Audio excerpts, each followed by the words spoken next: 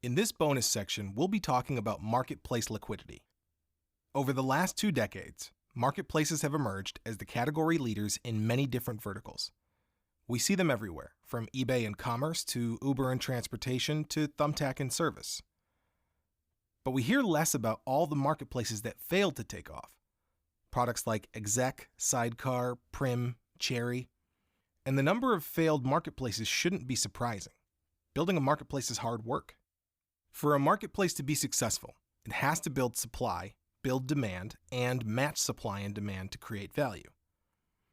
Liquidity is a measure of a marketplace's ability to match supply and demand and create value. That is why marketplace liquidity is often hailed as the North Star metric for marketplace success. As Bill Gurley, partner at Benchmark Capital and investor in marketplaces like Grubhub, OpenTable, Nextdoor, and Uber said, highly liquid marketplaces naturally tip towards becoming a clearinghouse where neither the consumer nor the supplier would favor an alternative. In this bonus section, we'll demystify marketplace liquidity. We'll start by talking about what marketplace liquidity is and why it matters. Then we'll discuss how to define the tipping point needed to hit liquidity in a marketplace. This is the point where we consider a marketplace liquid. Next, we'll deep dive into measuring liquidity in a marketplace. And then we'll discuss some strategies to drive marketplace liquidity. To understand this better, we worked with Dan Hockenmeyer. Dan spent 4 years at Thumbtack working on growth across both sides of the marketplace and helped grow revenue to more than $1 billion in GMV and scaled the team from 30 to over 500. Now, he leads a growth strategy consulting firm called Basis One that advises marketplaces like Fair, Lyft, and Change.org. So let's dive in. We'll start by understanding the first question. What is marketplace liquidity and why does it matter? Consider the ride-sharing industry. Uber and Lyft both emerged as category leaders while competitors like Sidecar were not as successful. Founded around 2010, Sidecar never reached the exponential growth of Uber and Lyft and was eventually acqui-hired by GM in 2017. This means Uber and Lyft did something that Sidecar was unable to do. They were able to both reliably bring income to drivers and reliably offer rides to riders. The point at which supply can reliably sell what they offer and demand can reliably find what they're looking for is called marketplace liquidity. In other words, the marketplace is reliably delivering value to both supply and demand. Once a marketplace reaches this point of liquidity, cross-side network effects kick in. We can visualize this as a loop. As more supply comes to the platform, it creates more value for demand. This attracts more demand, which drives more value to supply, feeding each other as a loop. This loop powers the flywheel of growth for a marketplace. This flywheel of growth is especially important for 3 reasons. First, it drives acquisition. Second, it drives retention. Third, it drives monetization. To understand how, we will walk through an example using the company Thumbtack. Thumbtack is a services marketplace that matches customers with local professionals. Thumbtack started with a request for quote model, where customers posted jobs on the platform and relevant pros received leads, which they could convert into jobs. Thumbtack charged the pros for each quote they submitted. They have since innovated with their monetization model, creating features like instant match and automated pricing. For the purpose of this section, we will stick to the request for quote model. Thumbtack acquires both demand and supply through paid marketing. On the demand side, potential customers click on an ad, a percentage of them sign up, and then post a job and receive quotes. The quotes generate revenue for Thumbtack, which is then reinvested into ads. A percentage of all potential users who see the ad will click on the ad and sign up, powering the paid marketing user acquisition loop. Similarly, on the supply side, a potential pro clicks on an ad, signs up for Thumbtack, and submits quotes for jobs. This generates additional revenue to reinvest in ads, powering the supply acquisition loop. In the pre-liquidity phase, supply tends to be low and hence customers can't reliably find the service they're looking for. As a result, their conversion rate from sign-up to receiving a job quote will be low. So there's less capital to reinvest into ads, and the demand acquisition loop will spin slowly. But once Thumbtack hits liquidity, pros can reliably sell their services and users can find the pros they were looking for. Customers will receive more quotes and the conversion rate from sign-up to receiving a quote will increase. This increases the capital available to reinvest in ad spend and the demand acquisition loop spins faster. This in turn increases the total number of users in the marketplace. Similarly, on the supply side, the pre-liquidity conversion rate from sign-up to submitting a quote will be low since there's a limited demand for the services they offer. As a result, the supply acquisition loop spins very slowly. In the post-liquidity phase, pros receive more relevant leads, which increases their conversion rate from sign-up to submitting a quote. As pros get more leads, revenue for Thumbtack increases. This increases the capital available to reinvest in ads. The supply acquisition loop spins faster, increasing the number of new pros acquired.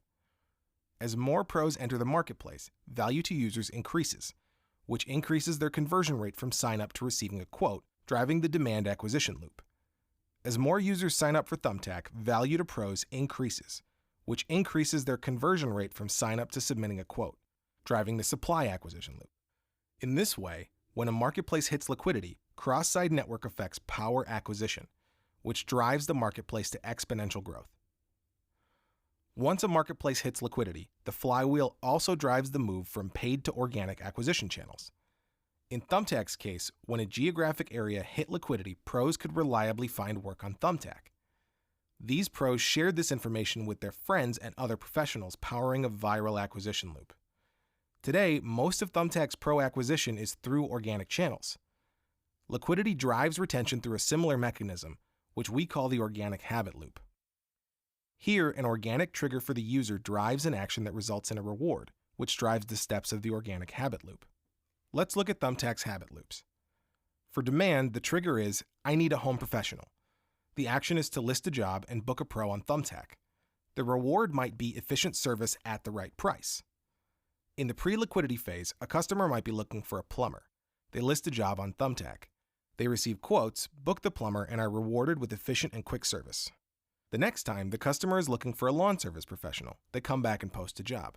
However, since Thumbtack doesn't yet have enough lawn service providers in their area, the customer doesn't receive many quotes or get the reward of a good quality pro. As a result, their habit loop stops and the customer isn't retained.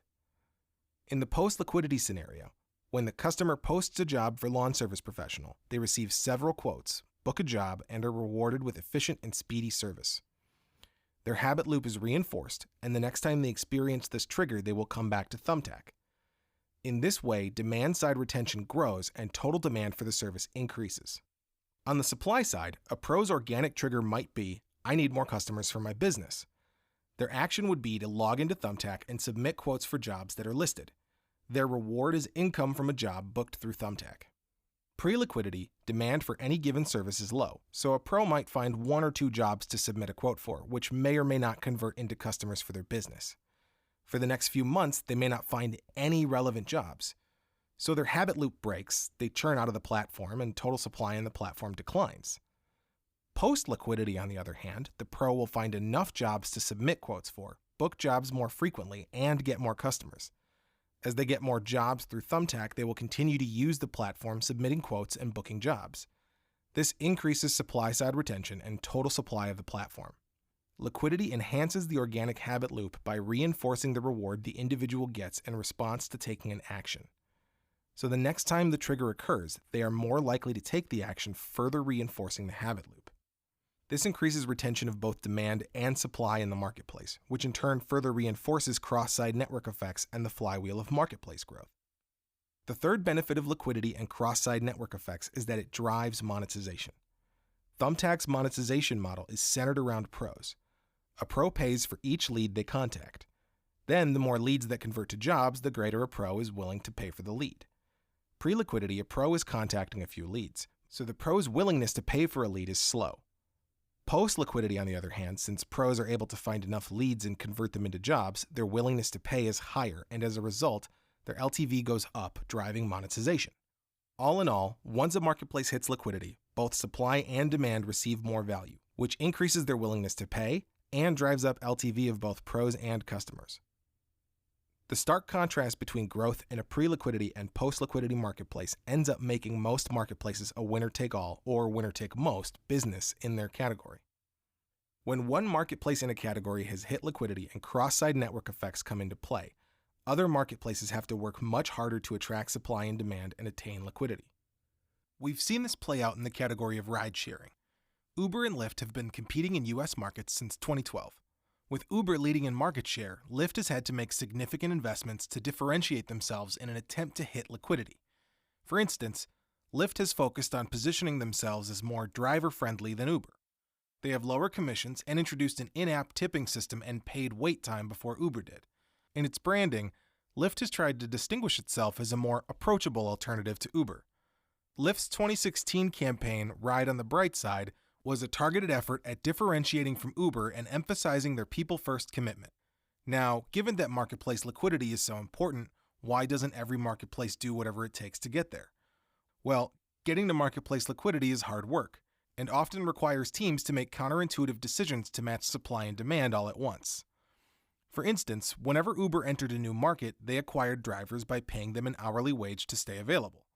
They heavily subsidized rides to acquire new riders and ran expensive paid marketing campaigns. This propelled Uber to liquidity. Sidecar, on the other hand, was more conservative with driver and rider acquisition. They were unable to hit liquidity and never experienced the exponential growth seen by Uber. In the rest of this section, we'll talk through the steps of defining, analyzing, and creating liquidity in a marketplace.